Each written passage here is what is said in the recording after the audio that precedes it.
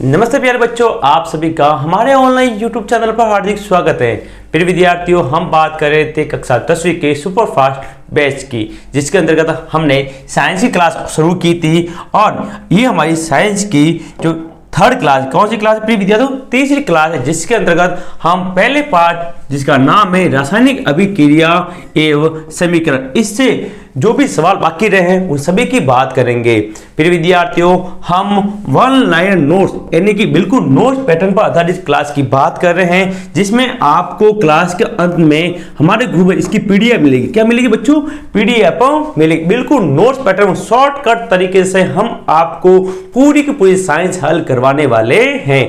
तो क्लास शुरू करने से पहले जल्दी से सभी विद्यार्थी अपने जो भी मित्र हैं उन सभी को क्लास को शेयर जरूर करें, ताकि सभी विद्यार्थी इस क्लास को देख सकें। तो देखिए, हमने जहां तक बात की थी प्रिय विद्यार्थियों, हम सेकंड क्लास में अभिक्रियाओं के प्रकार की बात कर रहे थे, जहां पर हमने संयोजन अभिक्रिया, ठीक है ना, उसके बाद वियोजन, विस्थापन, द्विविस्थापन और अपचयन उपचयन अभिक्रिया, जिसे क्या कहते हैं, रिडॉक्स अभिक्रिया कहते हैं, उसकी बात हमने कर ली थी। इसमें से रिडॉक्स अभिक्रिया इंपॉर्टेंट, वेरी वेरी इंपॉर्टेंट, और एक है विस्थापन अभिक्रिया। प्रिय विद्यार्थियों, ये दोनों अभिक्रियाएं वेरी वेरी इंपॉर्टेंट हैं और मैंने बिल्कुल आसान तरीके से इनको समझाने की कोशिश की है। यदि आपने वो वीडियो नहीं देखा तो जल्दी से हमारे ऑनलाइन यूट्यूब चैनल पर जाकर जो साइंस का सेकंड वीडियो है, इसी पार्ट का, पहले पार्ट का फर्स्ट वीडियो एंड सेकंड, हमने पहले पार्ट के 3 वीडियो बनाए हैं। ये हमारा तीसरा वीडियो, जिसमें हम पूरे पार्ट को खत्म करने वाले हैं। तो इन सभी अभिक्रियाओं की बात हमने पहले की थी। अब इसके अलावा कुछ अभिक्रिया और बची है। तो देखिए, पहली है ऊष्माक्षेपी अभिक्रिया। कौन सी बच्चों? ऊष्माक्षेपी। तो देखिए परिभाषा, जिन अभिक्रिया में उत्पाद के निर्माण के साथ साथ उष्मा भी उत्पन्न हो, क्या हो, उस चीज जिसमें क्या उष्मा बाहर निकले। बच्चों क्या निकले? उष्मा बाहर निकले, यानी कि ऐसी अभिक्रिया जिसमें उत्पाद बनेगा उसके साथ क्या निकले, उष्मा भी बाहर निकलेगी, उसे बोलते हैं ऊष्माक्षेपी अभिक्रिया। जैसे एग्जाम्पल पूछे, प्राकृतिक गैस का दहन, यहाँ पे ये CH4 है, ठीक है ना। जी इसलिए लिखा हुआ बच्चों, ये इसकी भौतिक अवस्था बता है। जी का मतलब होता है गैस, क्या होता है? गैस, ठीक है। फिर O2 प्लस क्या बने? O2, ठीक है ना। तो इसमें क्या बना? CO2 बना, 2H2 प्लस क्या बनी? उष्मा, यानी उत्पाद के साथ किसका निर्माण? उष्मा का निर्माण हो रहा है, इसलिए इसे ऊष्माक्षेपी अभिक्रिया कहेंगे। दूसरी है ऊष्माशोषी अभिक्रिया। जिन अभिक्रियाओं में अभिकारक को तोड़ने के लिए उष्मा, प्रकाश या विद्युत ऊर्जा की आवश्यकता होती है, यानी बाहर से ऊर्जा की दी जाएगी, यानी बाहर से ऊर्जा देनी पड़ेगी, उनको बोलेंगे उष्मा शोषी। शोषी मतलब अवशोषण करे, क्या करे बच्चों? उष्मा का अवशोषण। ये वियोजन अभिक्रिया की तरह, कैसे भी? वियोजन अभिक्रिया की तरह। जैसे यहाँ पे एक अभिकारक दिया हुआ है, ये आपका अभिकारक है, ठीक है ना, अभिकारक। इसको तोड़ने के हमने क्या दी? उष्मा दी। क्या दी है मैंने यहाँ पर? उष्मा दी है। तो ये 2 भागों में ये बट गया। तो ये है हमारी ऊष्माशोषी अभिक्रिया। आप स्क्रीनशॉट यहाँ पर अभी ले सकते हैं। फिर हम पढ़ेंगे अपनी अगले टॉपिक की तरफ। स्क्रीनशॉट ले लें। आगे देखिए, अब इंपॉर्टेंट, वेरी वेरी इंपॉर्टेंट कर लो इसको। क्या आप जानते हैं श्वसन एक ऊष्माक्षेपी अभिक्रिया है? ये आपके पीछे सवाल आया हुआ है और 2 साल से ये क्वेश्चन 10वीं बोर्ड में पूछा नहीं गया, इसलिए इस साल 2025 में आने की पूरी संभावना है कि श्वसन एक ऊष्माक्षेपी अभिक्रिया है। कैसे? तो देखिए, हम सभी जानते हैं कि जीवित रहने के लिए हमें भोजन की आवश्यकता होती है। ये ऊर्जा हमें भोजन से प्राप्त होती है।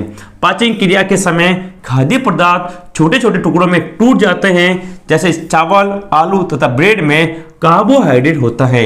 इन कार्बोहाइड्रेट के टूटने से ग्लूकोज प्राप्त हो, क्या होगा? ध्यान रखें, कार्बोहाइड्रेट टूटेगा तो हमें क्या प्राप्त होता है बच्चों? ग्लूकोज प्राप्त होता है। यह ग्लूकोज हमारे शरीर की कोशिकाओं में उपस्थित ऑक्सीजन से मिलकर हमें ऊर्जा प्रदान करता है। इस अभिक्रिया का विशेष नाम क्या है? श्वसन है, जिसका अध्ययन आप अध्याय 6 में करेंगे। श्वसन के बारे में हम अध्याय 6 में भी और पढ़ेंगे, लेकिन यहाँ पे क्या हो रहा है जो भी कार्बोहाइड्रेट होता है, जो भी भोजन हम करते हैं जिसमें कार्बोहाइड्रेट होता है, ये ऑक्सीजन के साथ अभिक्रिया करता है और उष्मा बाहर निकलती। क्या निकलती? उष्मा बाहर। हम ऐसे हाथ दें तो अपने शरीर से गर्म हवा निकलती है, उष्मा क्या निकलती? बाहर निकलती है। यहाँ पे दिया हुआ ये ग्लूकोज का सूत्र है, CHO 6/6, ये ग्लूकोज का सूत्र है, ये ऑक्सीजन है।